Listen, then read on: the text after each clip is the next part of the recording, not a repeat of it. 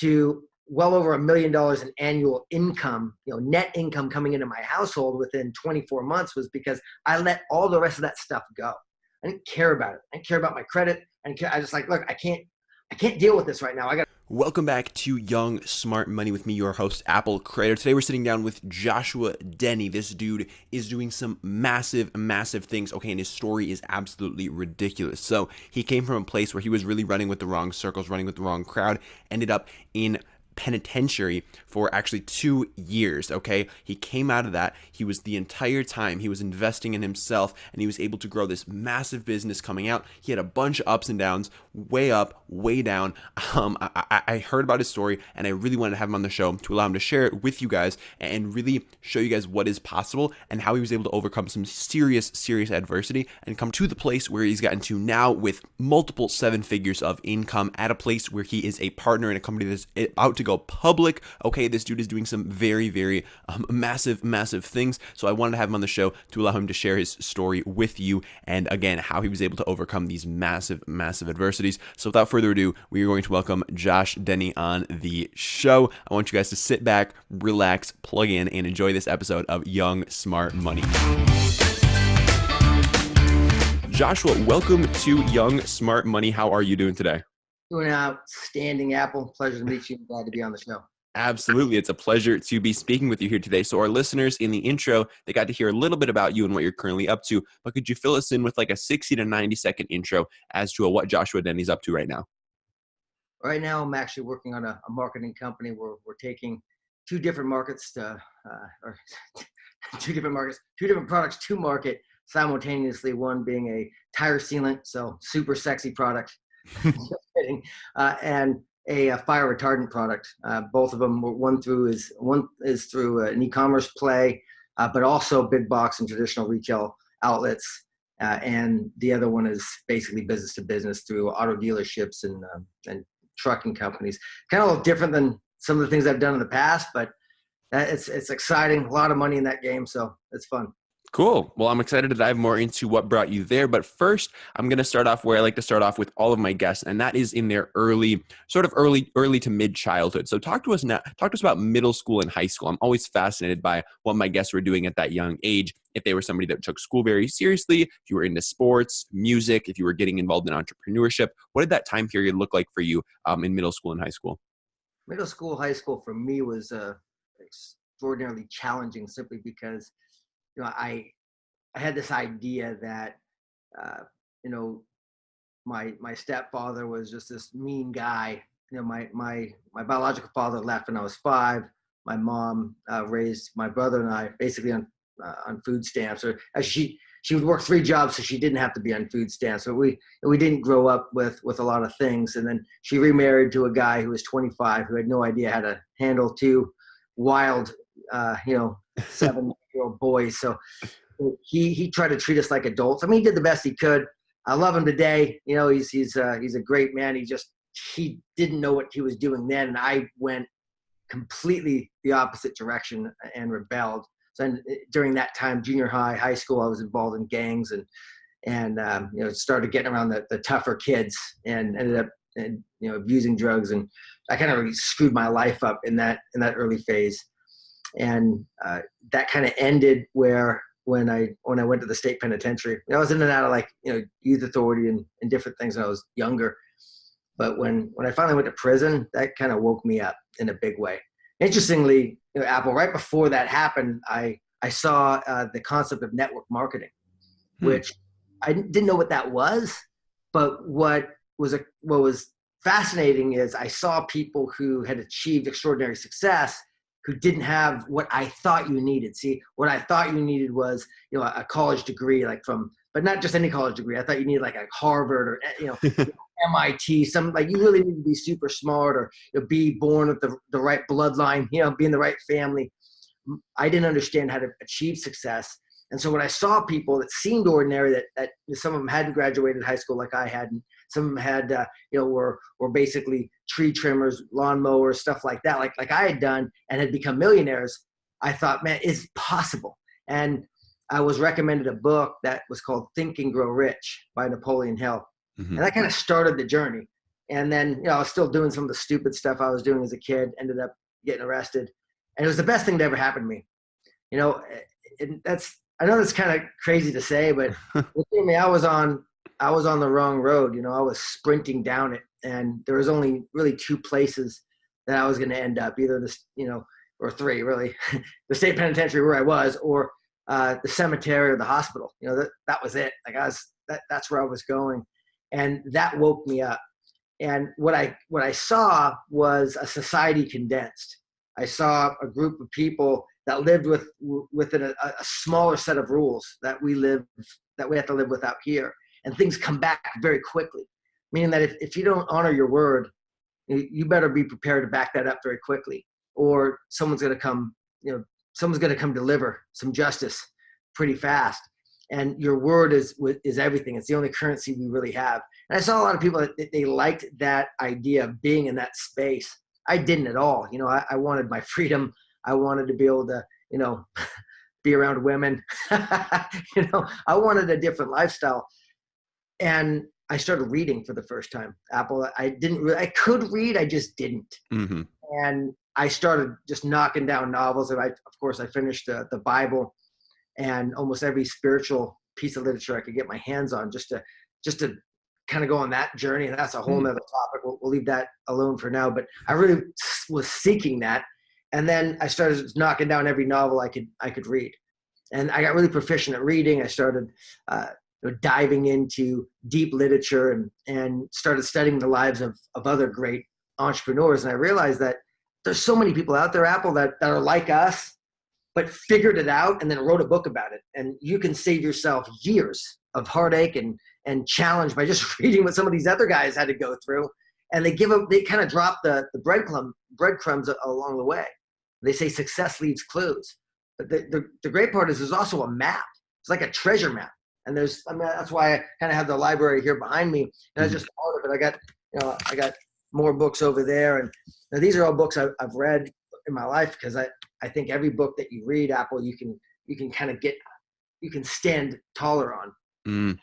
And it's amazing to me that most people don't read. They don't take the time. I see you got some books behind you as well. So you're obviously a reader. It's amazing. You can live 1,000 lifetimes, through the pages of books. Absolutely. And I think that's so important what you said about how you can learn from everybody else's journey by looking at what they've done. And they literally lay out like step by step, like what they've done and what happened and how you can implement that in your own life and what's likely to happen. So I think people who don't realize the value of investing in themselves and reading is they're really just denying themselves of so many opportunities. So talk to us about some of the like what was the main drive for you to really like dive all in on reading? Because obviously you were introduced to network marketing, you had the Think and Grow Rich, but like what was the draw and like what kept you hooked? Well, there's a couple things. One, I saw an example of someone else winning, right? Mm-hmm. So sometimes that's all it takes is you see an example, you hear a story of someone that is similar to you that's actually winning. And then two, I also saw the opposite of that. In the penitentiary, you see, you see there are some amazing people there, right? There really is amazing people. You wouldn't think so, but there are. There's also some pretty heinous evil people, but there's amazing people out here, and there's also some pretty heinous evil people out here. So, again, it's a society condensed, but I saw where I didn't want to be. And I saw an example of where I wanted to go. And I think that's all we need sometimes as people, right? As a man, at least. I don't know how women feel, but I know as a man, like if once I have the seed of hope and I can see that maybe it happened for someone else, then maybe it's possible for me. And so in the beginning, it was just that seed of hope. And then what I wanted to do is fuel that. I wanted to fuel that seed, water that seed and cultivate that seed so it could start to grow roots in my mind. So hopefully one day there'd be a tree that would sprout out of that and bear fruit. So when you think of it in those terms and you think, all right, I know what I don't want. I know that there's an example of where I could go. How do I continue to germinate that seed and cultivate that seed of hope until it becomes reality, until it becomes my actual reality? And when you look around you, like just the room you're in, Apple, almost every physical thing that you can see or touch was in the mind of a man or a woman before it ever became its physical equivalent. Now, that's pretty freaking cool, right? So if someone else can do it, why can't you? So those kind of questions were in my mind.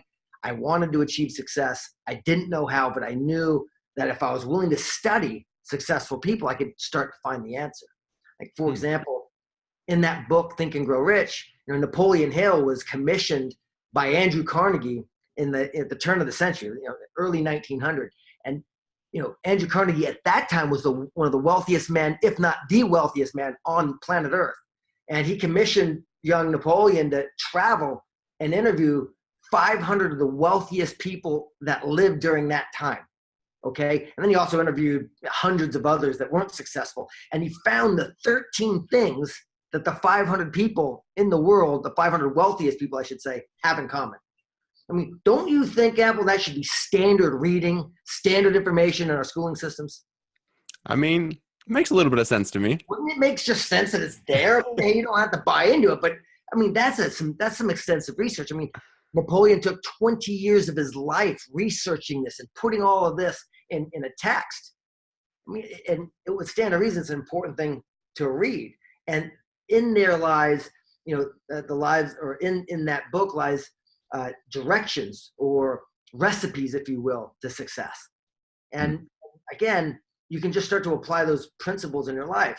I think what a lot of us want, Apple, is we kind of want to rip that bag of powder and dump it into our water and shake it up and drink it and become successful. It doesn't work that way.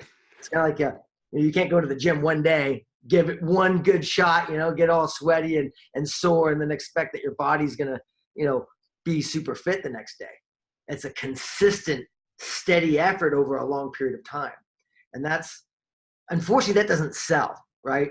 Yeah. Everyone wants to say, hey, five ways in 5 days to, super success. But and that's not to say that success can't be done quickly. Mm-hmm. It's just there's a process that needs to be adhered to, and you got to be willing to pay that price. So exactly. That's what got me, man. It got me on the journey, and it's kept me there ever since. All right. So you're on this journey. You're taking small steps every single day. You're consistently reading. How long was your sentence for? 3 years. 3 years. Okay. So did you serve the full 3 years? No. How long were you in there for? 2 years inside, and with my last one. So what happened next? Like, what happened when you got out? I came home. I started working in this machine shop. I was cleaning floors for about $9 an hour. I was, I lived in Riverside, California, and I worked in Santa Ana, California, which typically would be about a 35, maybe 40-minute max drive without traffic. Mm-hmm. But because there's such congestion on that freeway system between those two cities, it was about an hour and a half to 2 hours sometimes one way. So I remember getting up at 4:00 in the morning, getting in my truck about 4:15, and I jump on that freeway and start driving to work. And sometimes I'd barely punch the time clock by 6. Sometimes I'd be there by 5:20. But that was kind of my life for a long time. I'd go work there from 6 a.m. to 6 p.m. And eventually I got invited to another network marketing meeting. And that was a company called Prepaid Legal Services. They were selling like a legal insurance, and that's where I met some. I met some mentors. I found a business vehicle I could participate with. I kind of already knew that the legal system was more about what you could pay for, just what it is, and so that's kind of the mission that company was on. I spent 10 years with them, and I made millions of dollars with that company. So I got all the philosophies that helped shape my life from the mentors I met there, from the books I was recommended there. That's where I met, one of my greatest mentors, a guy named Paul J. Meyer, who became a self-made billionaire. And I've learned a lot of lessons from him. So it was a really great time for me in my early 20s, I was learning a lot about, how you actually, how do you sell something? Like, how do you really take a product to market and exchange it for money? Okay. How do you sell something? And then once you get good at selling something, how do you recruit other people and build a team? Because a lot of people have a misnomer or misconception about network marketing. It's like, one of those pyramid things, and people say all sorts of stuff. But the reality, all network marketing really is it's a company that doesn't use traditional advertising to bring people, bring awareness to people about their products or services. They use a distribution network. So rather, they just do a referral. It's like an affiliate program, but there's multiple tiers of it. So, rather than them paying advertising dollars, they pay you a commission when you bring a customer to the table. But you can also build a team. So what I love about it, and I always recommend this to people that are, I'm not involved in network marketing anymore, but I was for many years, and I learned so much there. And for people that don't have a lot of capital starting off, it's one of the best business schools you'll ever be a part of. And the reason is, like, you don't have to deal with the manufacturing of your product or the production of the service of whatever it is that you're selling. You don't have to deal with that. You don't have to deal with the logistical side of things.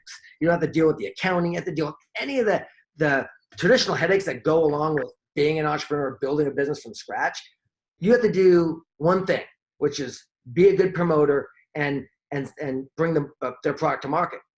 Then once you get good at that, you learn how to build a team around that and get people to work in unison. And that's where you start to enjoy multiplication rather than just addition to your income. You can multiply your income by 10, 20, 100, 1,000.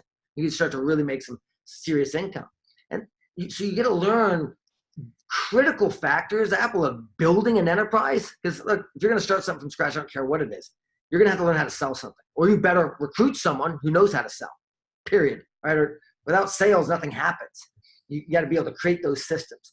You also got to be able to scale your company by bringing in other people. I don't care how good your funnel is. If you're not starting to bring in good people that know how to architect those things, new ideas on a consistent basis, you're going to fall behind. You're going to fall behind the person who knows how to recruit top talent to their team. You don't think Facebook or Google or Amazon is recruiting the best all the time, always looking out for the best people who've executed? Absolutely. Well, that's a skill set, and you can learn that skill set. So that's why I like network marketing, for that reason. But that's what happened for me. Apple, I got involved in that company, made a lot of money, got out of that, for a variety of reasons that aren't really necessary to talk about right now. But I started my own company, failed miserably. So I went from being a millionaire to $1 million in debt and homeless with 2 kids. I had 2 failed business ventures back to back. So basically, wow. I kind of pushed all the chips on the table, and so I'm going to do this. I'm going to do this. And here's the lesson I want to teach. Well, I don't know if I'm going to teach anybody anything, but a lot of people ask me. They say, Josh, how do you recover from something like that? And I think it's pretty simple. If you don't attach yourself to materialistic things, and keep in mind, I had homes, I had a Lamborghini, I had all sorts of nice stuff, but your stuff that doesn't define you. You let all that stuff go. That all stuff's going to burn in the end anyway. And I mean, think about all the cool shit that was around in 1970, 1980, 1990, even 2000. Who cares? It's old, right? Nobody cares about that stuff. And just like no one's going to care about stuff that's in 2019, 10, 15, 20 years from now. So be willing to walk away from anything that's material. What really matters is your character. That's what matters. It matters who you are when the chips are down, how you operate, your relationships that you've cultivated, how you interact with those people, your family, true love between the people that you care about. That's what's truly important. There's no one on their deathbed saying, man, I wish I'd have worked harder. They're typically, and assuming unless they were lazy their whole life, then maybe that may be something they say. But for the most part, for people who like us, who've actually worked in our lives, it's typically, we wish maybe we spent some more time with our family or enjoying life, right? So, I kind of lost where I was going with that, actually. No worries. I had a point, though, I swear. No worries. I can hop in. Go ahead, man. Okay.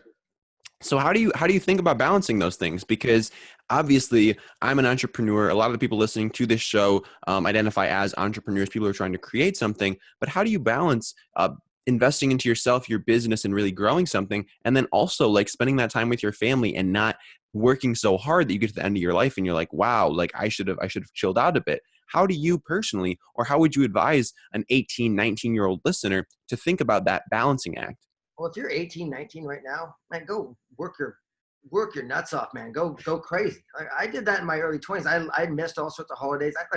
in your early life, go crazy, go work hard. I'm talking when you have kids and, you're going to want to spend some time with your children. But when your children are young and you have the blessing of that, go work hard. For the first few years of my kids' life, because I was pretty much homeless when they were born and when they were with me in their first few years, I didn't see them much. My job as a man is to go provide. And that's what I went and did. I went and just worked, 16, 18 hours a day, nonstop 24/7 until the machine was turning over. But then, because that can be addicting, you gotta go, okay, once you set your goals. So what are my financial goals? What kind of income do I need to get to? How much do I need to put in an investment account? How much interest do I need to have coming in, on my money to where I can at least stop and spend some time with the family? So, for me, balance isn't like every day I got to balance it perfectly. Maybe that works for some people, but for me, it didn't. For me, I got to go way out of balance to get into balance. So I'll do huge sprints and work like a maniac for a couple of years, and then I'll stop and I'll slow that down. I'll put good people in place that keep those systems going, and then I'll start traveling, enjoying life, and doing all sorts of stuff, and being with my family, being present with those that I love and my friends. And then you get bored, and it's like, all right, let me go do it again. And that's how I like to work in sprints. But everyone's got to figure out what works best for them. That's the truth. How do you personally determine like what your goals are in a current stage? Because obviously you've got a lot of different businesses that you've worked on over time and a lot of different ventures you've pursued. So how do you go about breaking those things down into like, what are the goals that I should be working on? What are the sprints that I should be doing? What does that process look like for you? Well, for me, you got to kind of strip everything else away. I remember the point I was going after, and this kind of goes right along with that point. You strip all the other things away. Everyone's trying to hold on to something, right? They hold on to what they got. But if you're holding on to what you got and you're stretched as far as you can, but you can't reach that thing you're going for, you got to let go of what you got. What you got, you don't want anyway. That's just your family. Don't let go of that. But what I'm saying is, like, people have an idea of what their life is, their credit, their stuff. And I need this stuff. And the reality is you don't need any of that crap. The reason I went from $1 million in debt to well over $1 million in annual income, net income coming into my household within 24 months was because I let all the rest of that stuff go. I didn't care about it. I didn't care about my credit. I just like, look, I can't deal with this right now. I got to put my oxygen mask on first. I got to go save me so I can go help everyone else. And I didn't claim bankruptcy. I paid everybody back, but it had to be on my terms. Everyone gets so, it's like, look, man, own your mistakes. When you make a mistake, just own it. But you don't have to be a slave to it.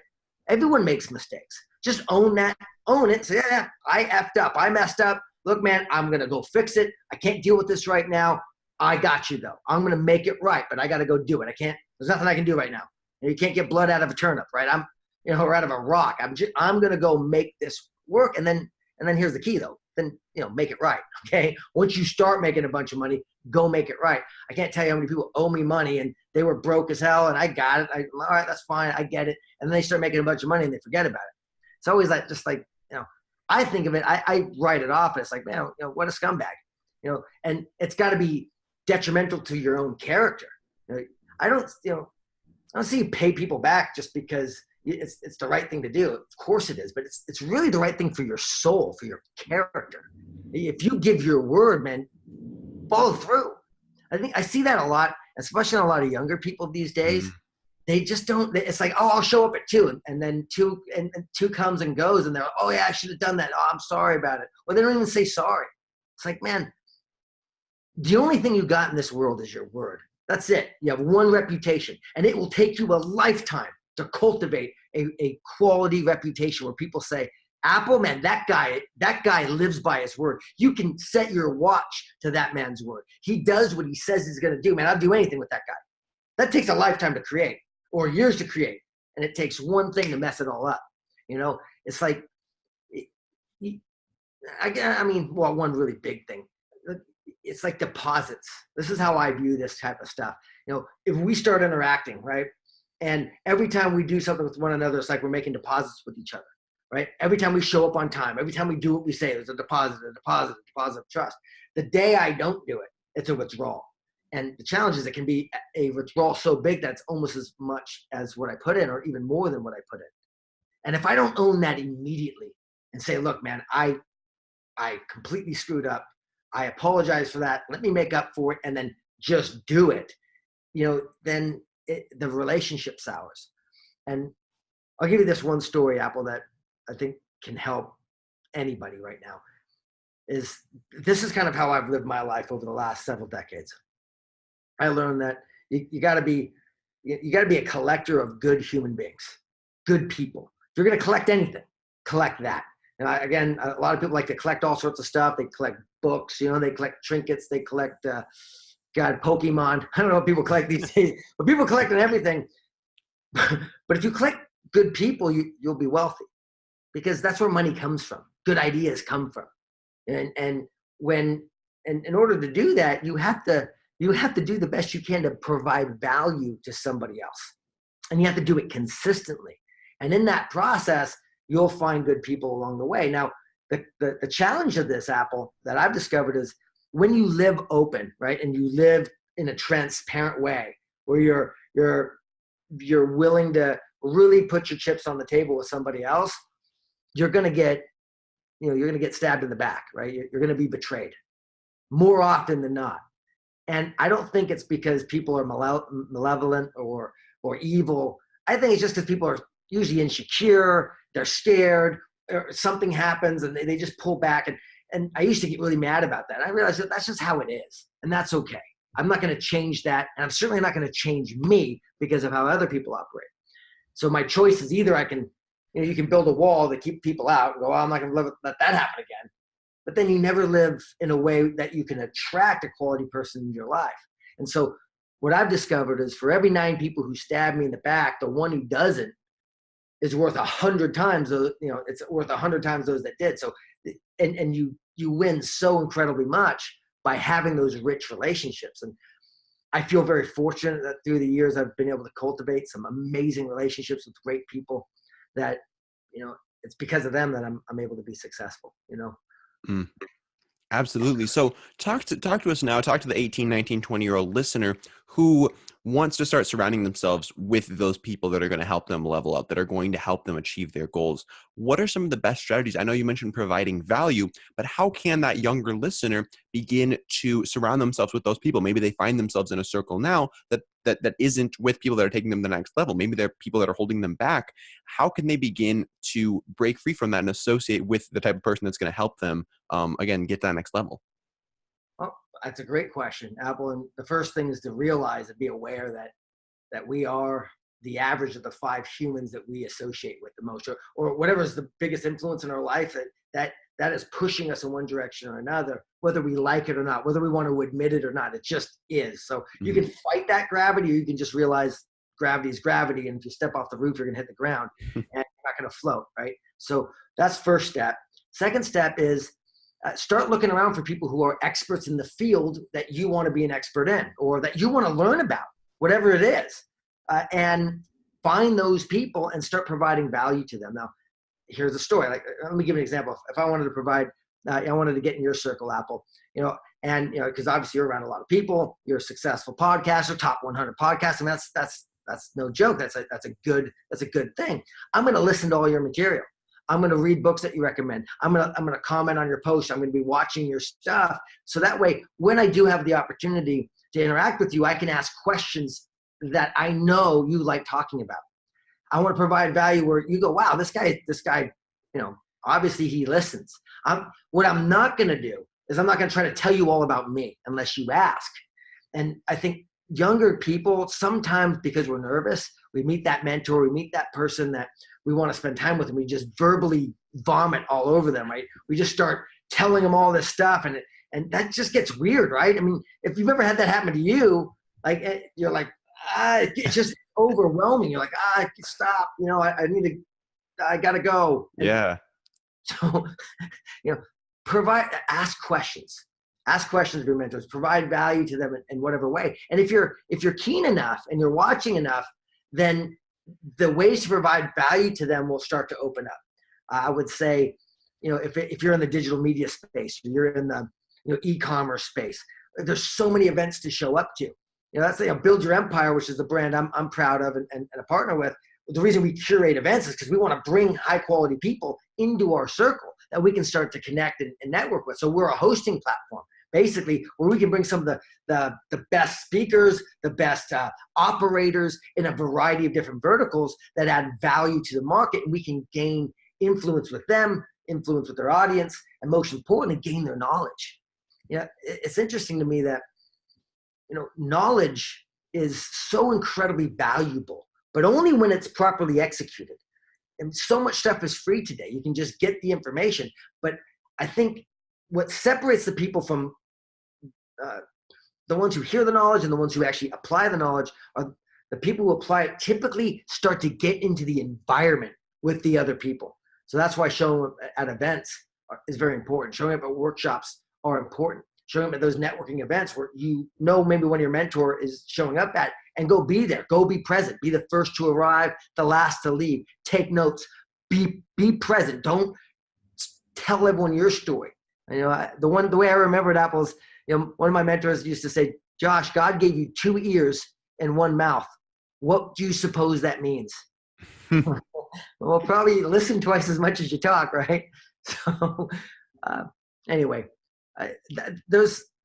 it's hard to say, hey, any one particular thing, because I think you'll see it. But I know the few ones I do is read what they've read, listen to their material, ask them questions, try to find a way to add value. Don't pitch them anything, okay? And see where you can add value. I'll give you an example. One of the kids who's working with me now, his name's Aaron. He's interning for me, but he found a way where he can provide service for me. Right? He thinks he anticipates my needs and helps me. Right? He'll put content out for me. He'll write stuff for me. He'll do stuff for me that makes him indispensable to me. So I need to hire him. I want him around me, and then I start putting him into my circle of influence. So now he's getting a lot of the same connections I have, simply because he's in my circle and he works for me for free, right? And it's not free. He's gaining knowledge, and I did that. Man, I did that for years. I got around successful people when I was showing up at these events. I would help put up the speakers. I learned how to plug in the equipment. I learned how to run the stuff. I learned how to set up the chairs. I learned how to clean the room afterwards. I mean, I just did everything to where it's like, here's the thing, Apple. This drives me nuts because sometimes people do it one time. They do something nice one time, and then when it's not acknowledged, they get all indignant. Like, oh my, I can't even believe you didn't see it. What a dick. It's like, man, there's a lot of stuff going on. And besides, consistency is key. Anyone can do something once. It's like, how long can you do it? I was doing this for a year plus without almost any acknowledgement. Just a little bit. I started getting into the inner circle, but there wasn't much, no big pats on the back.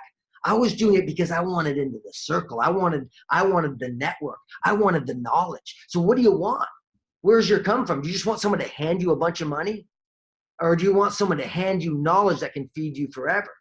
That old saying, Apple, right? You give a man a fish, feed him for a day, teach him to fish, and you feed him for a lifetime. That's the knowledge. That's the contacts. Absolutely. So talk to us now about how you personally, or how you think a younger listener could begin to implement sort of that consistency aspect. Because if you're doing something time and time again and you're not seeing results, I get people messaging me every single day saying, I've been putting out YouTube videos for 2 weeks and I haven't gotten any traction, or I've been creating Instagram posts for like a week and a half and nothing's happened. So obviously some people just have no consistency whatsoever. But for those people that are working on something, maybe they've been doing it for a year, 2 years, and they're not seeing the results they want, they're feeling discouraged, what would you say to that person as far as consistency goes? It's a great question. And first off, know that every discipline affects another discipline. So start working out. That would be one discipline. You start doing push-ups every day. Start getting disciplined in one area, and you start to get disciplined in other areas. Now, if you've been disciplined with, say, your YouTube videos or whatever, and you're like, man, I've been doing this consistently for a year plus, like every day at 8 a.m. I post. Okay, well then perhaps you need to start learning what some of the successful YouTubers are doing, or Instagram influencers, or whatever, right? Whatever they're doing.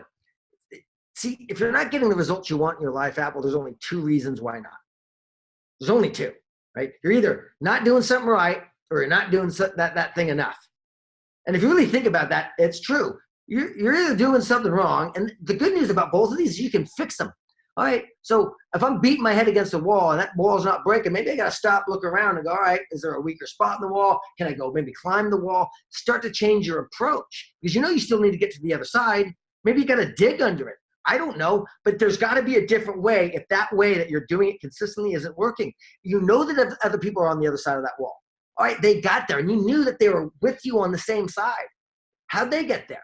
Start to find out. And the best way to do it is start to research it.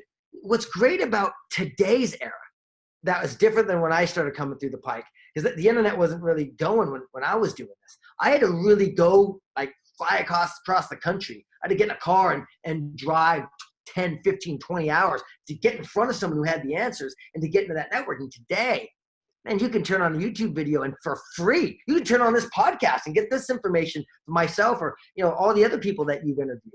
Apple. So you get this knowledge for nothing. And I think sometimes we discount that. We have more power in our fingertips. If I grab my phone, it's plugged in over there. Most of you have a smartphone.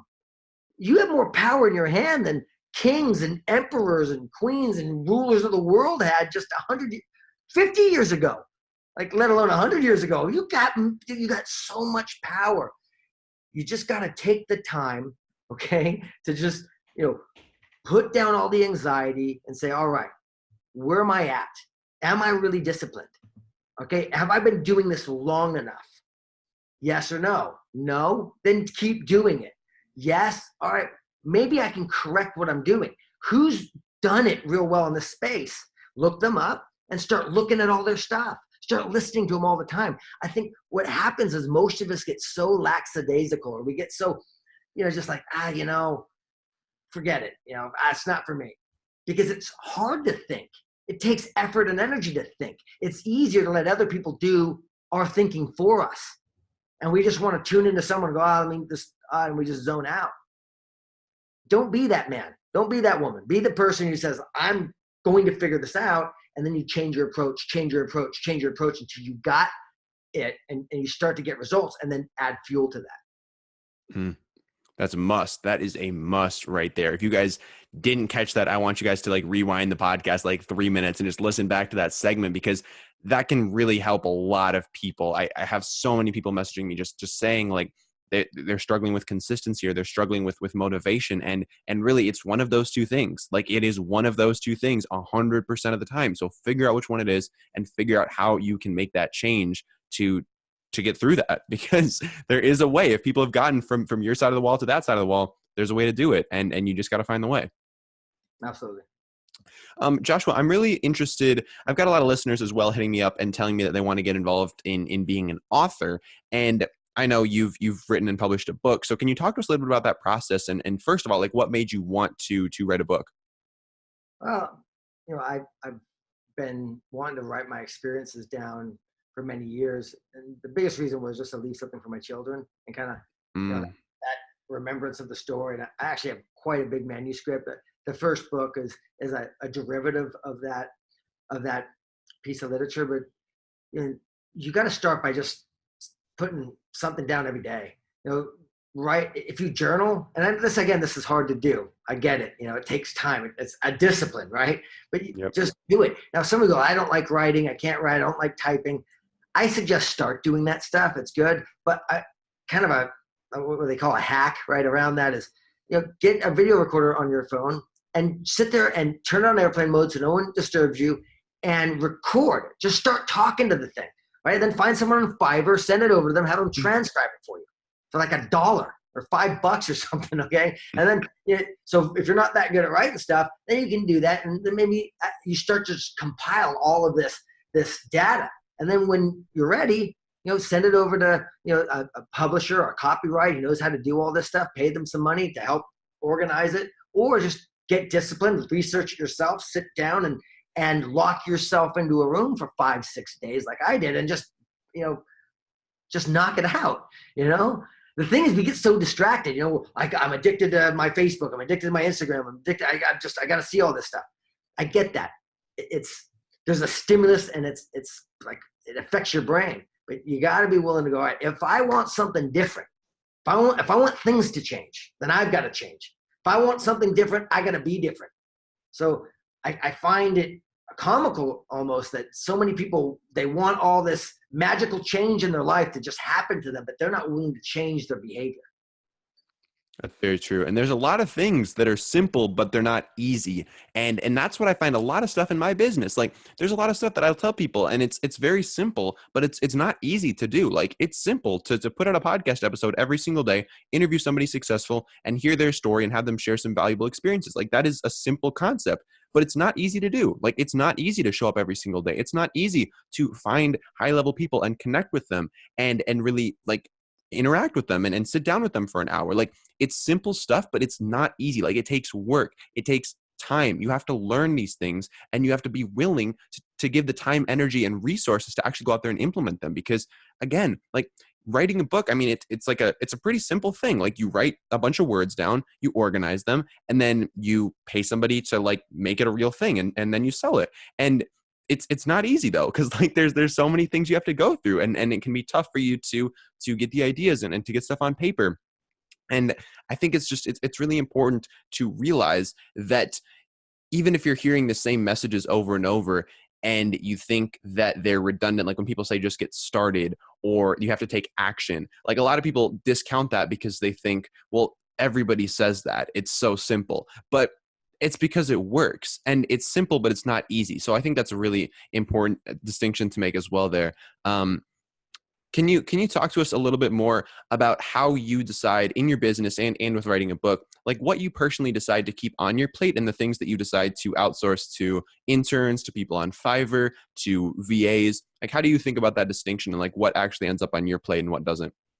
That's a that's a great question, my man. Yeah. Look, see, this is an easy answer for me. Stay in your swim lane, which means that whatever you do really good, do that. Anything else, delegate.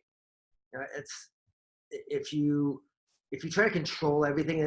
So there's people I know that are they're like micromanagers. They need to do everything, and what happens is they got to do this just right, and then they got to do this just right, and as they're doing all these things, they're never really getting any traction because they're just spinning in circles. Find out what you're passionate about, what you love to do. Do that really well, and anything else, pay someone to do it. It's like, I don't clean my house. Okay.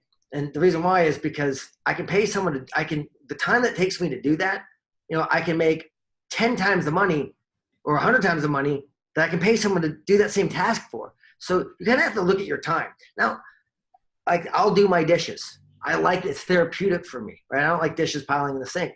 I'll make my bed, right? So I'll do stuff like that, but I won't wash my clothes. I can, but I won't do that. I won't fold them. I don't want to do that stuff because again, I can pay for that to get done at a fraction of the price. It would take me the same time to do it. I don't have to think about it.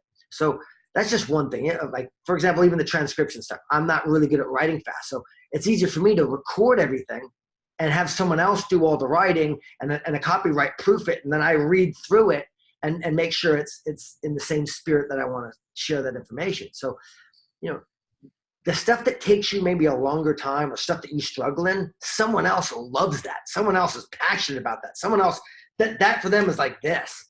So give that person some money and then they'll go do that thing for you and it'll be a lot less for both of you. Okay? Absolutely. I could not agree more with that. And there's things like editing my podcast and there's things like graphic design work, stuff that like I'm not any good at, but I can find people who are much better at it than me. And like, stuff that would take me like 3 hours to do, they can do it in like 30 minutes. So I'm like, yeah, by all means, like take my money. Like you're going to do this better than me. You're going to do it faster than me. You're going to do it at a level that just saves me so much time and money that like, it just doesn't make sense for me to try to do this myself. Exactly. 100%, 100%. So another thing that I really admire about you is that you're a very well-connected person. I mean, you've got connections all across the board with some really high-level individuals. So can you talk to our listeners now, again, who are whatever, 18, 19, 20 years old, how can they start to associate themselves or start to connect with people who are at that high level? Like how can they begin to sort of network, but also just make those connections? And maybe an easier question would be like, what are some of the mistakes you see people making when they are trying to connect with like high level individuals? As I said earlier, people like do the verbal vomit thing. They're always trying to know about them. And the reality is no one really cares about you, until they care about you. And so like, if someone just meeting you, they probably don't care. They have like 100 other people just like you trying to do the same damn thing to them. So stand out. I have the opportunity of working with Casey Adams, and I'm sure you know who he is. Mm-hmm. But Casey's brilliant at doing this. Like he finds a way to add value to people. Again, does what you do. Apple gets them on a podcast, asks them questions. He does that type of thing. So, his thing is being complimentary, finding ways to add value. He promotes people's stuff, and this is way before he started becoming famous. If you talk to him, before he started really getting a lot of traction on the social page, he was just doing this constantly, showing up, being present, adding value in any which way he could. So, that's my suggestion. Show up, number one. Show up consistently so you're seen enough. Show up in their feed, like their stuff, comment on their stuff. Don't think that they're not listening. But you got to do, again, that consistently so you're on top of the mind, top of the mind, top of the mind. They see you, they see you, they see you, they see you. And after a while, there's a relationship that starts to form. There's a familiarity that starts to take root. And now they're like, okay, and now they have, tell me about your story. And someone will, it just happens. This has happened my whole career. So what I got good at is getting around people, right, adding value to them, listening to them, and doing what they say.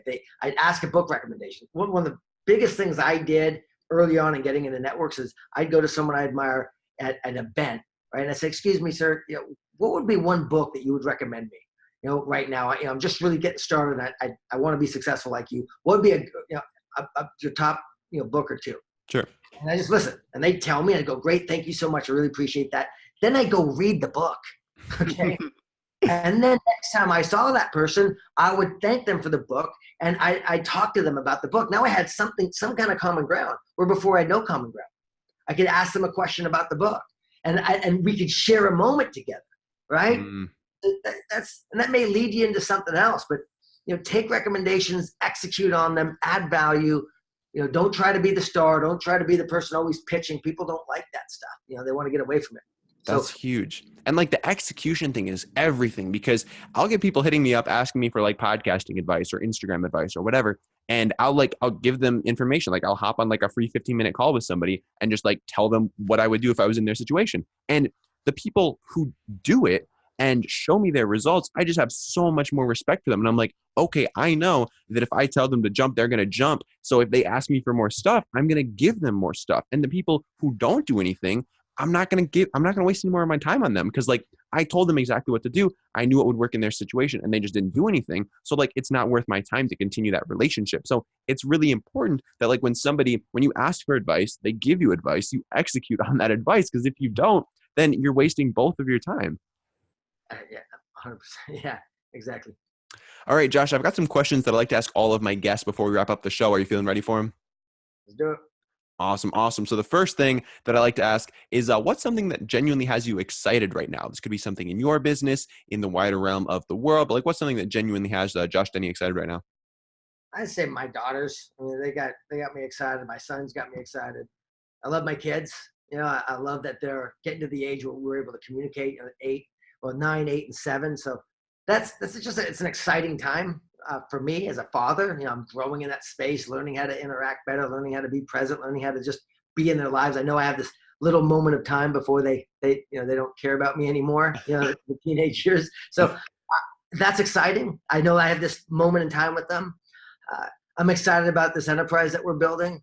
I got a company going public here real soon that we've taken a lot of time, and we've brought a lot of capital to the table. We've set up a lot of systems, and so I've learned a lot in this process.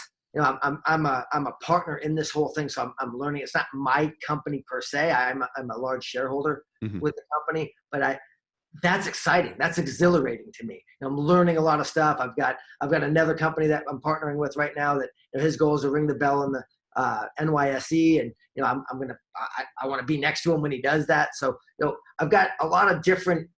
It's a different phase of my life where I'm building bigger enterprise companies than I have in the past. I'm getting bigger chunks of it. I'm operating on multiple sides of it, or I'm doing marketing for it. I'm also participating in the sale of the product. I'm participating in the back on the equity side and with the exit play. So that's exciting because it's all new to me.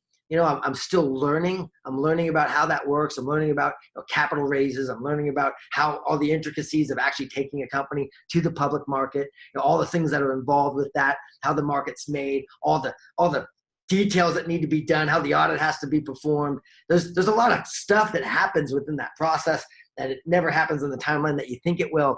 But it's exciting because it's stimulating my mind. I'm learning. I think anytime you're in a place where you're learning a lot, it's exciting. The journey's far more exhilarating than the destination. That's the truth. That's the truth. Josh, do you have any habits that have served you particularly well? These could be in your business, in your lifestyle, but just things you do on a regular basis to help you get to that next level. Exercise, for sure. Reading, for sure.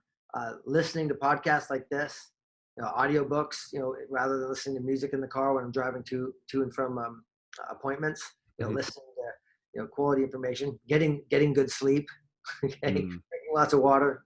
Yeah. I mean, all good things. The biggest habit you can get into is just owning your word. It's simple, but like you said earlier, Apple, it's not easy. There's always that temptation to not do something, not say it just the way it is, especially when you feel embarrassed, especially when you make a mistake. Yeah. Get in the habit of just owning it right away. Pay full price for your mistakes up front, because in the long run, it's a way cheaper deal. Okay, it's way cheaper. And people respect it. You don't think that they do, because we all mess up, man. There's no one better than you. And at the same time, there's no one worse than you. Well, I mean, in the general sense, right? There's some weirdos out there, but for the most part, like you just own what, just get in the habit of just paying full price for what you do. Another way to say that is take full responsibility for what's happening in your life. Full responsibility. Get rid of the blame. Stop the blame game. If you can adopt the philosophy of, if it's to be, it's up to me, you'll live a much more rich and fulfilled life. 100% with you. Could you give our listeners, I mean, you're a very well-read individual. You're listening to a lot of podcasts. What kind of books and audio programs would you recommend our listeners to check out? I mean, since you're just consuming so much all the time. Everyone's different, right? Everyone's sure. Path at the moment, and everyone's journey is different. So it's hard to make blanket recommendations. Yeah. But for those you just getting started, I mean, obviously I'll make a shameful plug for my own book, Inevitable. It's a simple book. It's quick, and it gives you a foundational philosophy on how to put things in the right perspective. That's a great book. There's another book by Darren Hardy called The Compound Effect. It's a similar type of book. I like Darren Hardy. I like the way he writes. I think that's a very simple, again, you want to kind of get some simple stuff, some simple philosophies down with some simple reading. Rich Dad, Poor Dad, Robert Kiyosaki. Oh, that's a must. Yeah, you got that right there. That's one of my favorite books right there. Again, very simply written, simple to understand, but really rich concepts. Yeah. I kind of, when I first got started reading, I read like Think and Grow Rich. And that's like, eating a rich meal, rich, thick meal. Like every bite of it's like, oh my God, you got to sit and like just wait for it to digest before you can continue, because it's so heavy. But that's a phenomenal book. Yeah. Phenomenal book. And then you start to graduate to stuff like Atlas Shrugged, Ayn Rand's towering novel. There's a lot of books, but I'd start with some of those in the very beginning. How to Win Friends and Influence People by Dale Carnegie, if you're in sales or you're in the communication business. Russell Brunson's books are great. Yeah. Even if you're going to be building funnels, he's got, like, I just start somewhere. Is what I would say. Just pick up a book and start, get the audio. A tip I'll give you, and I know we got to wrap up here soon, but a tip would be, you can get an audio. And I learned this from a guy named Joshy the Snowman on Instagram. This guy's a freaking stud, 26 years old, mogul. But what he does is he'll get an audio book, he'll get the book, and he'll listen to it to like 1.5 or 2 times as fast and read it while he's listening to it simultaneously, so he can highlight stuff. So it's affecting his brain in 2 different ways. I think that's brilliant. I just started doing it and I love it. That's really interesting. I might have to try that out. Yeah, it's one of the best tips I've been given in a long time. Wow. All right. I love it. Josh, one thing that I'm always curious about as well with my guests is things they do that doesn't scale. So what I mean by this, a quick example, I'll pull out my smartphone every single day and I'll shoot a video DM. I'll go to Instagram and I'll look at my new followers for the day and I'll shoot a video DM to like 5 to 10 of them being like, hey Josh, how's it going? My name's Apple Crider. Thank you so much for the follow. I really appreciate it. Let me know if there's any way that I can be of value to you. Have a wonderful day. Something very simple like that. It's something that I don't choose to mass produce. I don't have one of my VAs just like send those out all day. I don't like mass send them out just because I want people to know that the messages are coming from me and I want it to really be impactful and to start a conversation with someone. So is there anything that comes to mind for you in your business that has that personal Josh Denne touch to it, or something that you choose not to mass produce and to keep really like that one-on-one level? That's brilliant. In fact, that's the reason why I'm on this podcast right now. Messages. So it was like, okay, cool. You took the time to do it. It's a video message. It popped in my feed right away. So, I watched it, and then it was really quick, straight to the point. And so I think that's a brilliant thing that you do. I do something similar, with people. I'm always communicating with people. So I have a list of maybe 40 or 50 people. I mean, it started off at like, 4 or 5, but it's grown over the years of people that I really want to maintain close relationship with. And I make sure to send them a message every week, a personalized message to them. I like audio messages. Unfortunately, the people on Android, I can't send it to them. So I have to actually type it out. Okay. Or I do it on WhatsApp. I've been kind of putting WhatsApp stuff together, but I personalize it. I say it to them. I talk to them. So it's what I call little touches. So I always want to keep touching people. Right. So the idea is when they see your name, whether they see your picture on Facebook or they see it on Instagram or they see your number on their caller ID, they smile. They're like, oh, cool. They want to answer it. And you do that by just being consistent with being in touch and, finding out about them. But you got to be sincere about it. You can't be doing it for the alternative motive. People can smell that. Just like really take an interest in other people. Care about them. Care about what's going on in their life. Ask them questions about it. And if you're not good at remembering everything, take notes. Take notes so you can look at it on your phone. You can, if you open up my contacts on my database and you scroll through it, you'll see our call logs. Unless I really, really know them, until I get to know them, I have their name, how I met them, when I met them, and any bit of information I can find out about them. Whether they're married, they're not married, they're divorced, they have kids, they don't have kids, what their aspirations are, anything I can remember from that first conversation. So that way, the next time I interact with them, I can ask them about that stuff until my relationship is solid with them and is established. And then I just know it because I have a real, true quality relationship. I love it. Josh, you've been providing a ridiculous amount of value to our listeners here today. Where can they go if they want to follow up with you, learn more about your book and just all the things that you're up to right now? I post a lot of stuff on Instagram. Joshua Denne, that's Denne, is my Instagram handle. JoshuaDenne.com is my website, and then Amazon has my books or whatever. But look, I feel privileged. If you're on this path of entrepreneurship, if you're on this path of just becoming a better human, trying to add value to those around you, then I'm definitely your friend in this process. I'm maybe a little bit further along the road, or maybe I'm catching up to you, depending on where you are in your journey. But we're on the same path. We're going in the same direction. Let's add value to one another, and let's keep doing this until we take our last breath. There we go. Words of wisdom. Joshua Denne, thank you so much for your time, man. I really appreciate it, and I appreciate choosing to spend it here on Young Smart Money. Apple Crider, my pleasure. Take care, bud.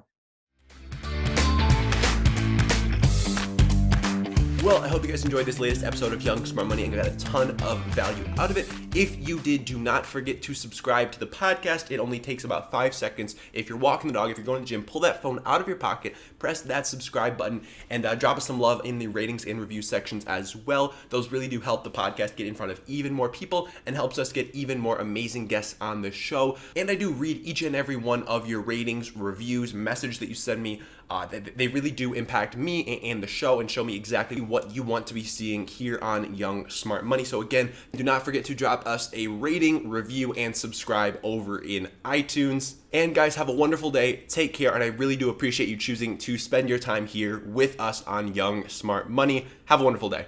Real quick, just launched a new project called the Online Course Examiner, basically the Yelp of online courses. It is blowing up lately, onlinecourseexaminer.com. Check it out.